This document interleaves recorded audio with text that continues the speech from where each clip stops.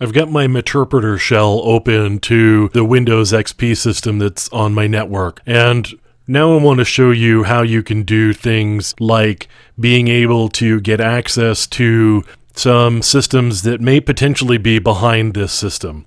So what I want to do first is show you that we could do netstat and see the different ports that are open here. So we can see a lot of different ports are open here. So I can take a look at the routing table, and I want to see whether there's any networks that are behind this particular system. Because if there were networks behind this particular system, I could do something like pivoting. So what's pivoting? Well, with pivoting, I can actually set the host that I am connected to through the exploit as a gateway to get to networks that are behind it. In this case, there aren't any networks that are behind it, so I'm actually going to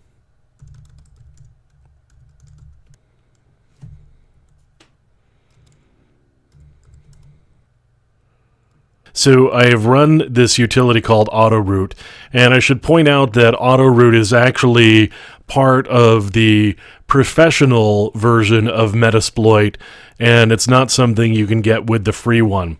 So I've run AutoRoute and just got the help up, so I can say the subnet that I want to connect to and then the network mask.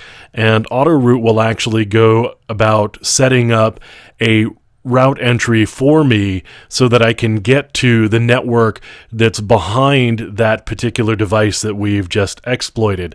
And that gives me the ability to then use the system that we've exploited as a pivot in order to get to systems that are behind it. So this is what we call pivoting, where we're connecting to one host and then using that as an entry point into the network to get to systems that are behind. So in this case, I don't actually have any networks behind it, so I can't use it, but this is how you would use AutoRoute. And you would use it by setting the subnet, and you would get that based on running netstat, and you could get the subnet here as well as the net mask that was associated. And we could set AutoRoute in order to get to that particular system. So that's how you would do a pivot to get to additional systems. Now you could also do things like setting up a tunnel so that you can connect to other systems behind it without actually setting up all of the route entries. So we could do something like that as well. But that gives me the ability to get to internal networks that are behind specific systems that we may actually be able to exploit. And it may give us access to an internal network that wouldn't otherwise be accessed from the outside world.